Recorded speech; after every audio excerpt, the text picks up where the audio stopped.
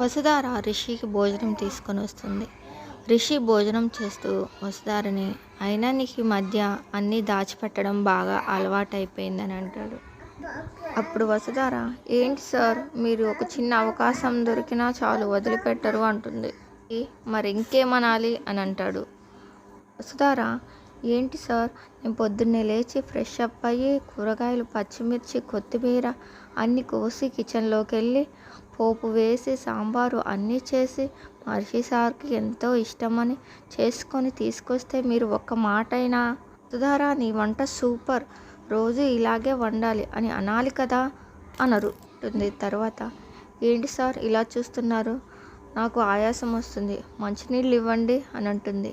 రిషి వసుధార చేతికి మంచినీళ్ళ గ్లాసును అందిస్తాడు. వసుధార మంచినీళ్ళు తాగుతుంది. తర్వాత రిషి, వసుధార నీ వంటల అమోఘం, అద్భుతం, అన్యోన్యం అని ఇలా అనాలా అని కామెంట్ చేస్తాడు.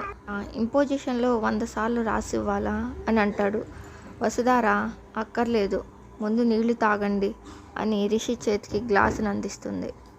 రిషి వసుధార వైపు చూస్తూ, భోజనం బాగుంది తినాలని అంటారు కానీ థ్యాంక్స్ చెప్పొద్దు అని అంటాడు. తర్వాత, భోజనం బాగుంది వసుధార అని అంటాడు. వసుధార చిన్న చిరునవ్వు ఇస్తుంది. రిషి వసుధార ఏదైనా దాచిపెట్టడం ప్రతిసారి మంచిది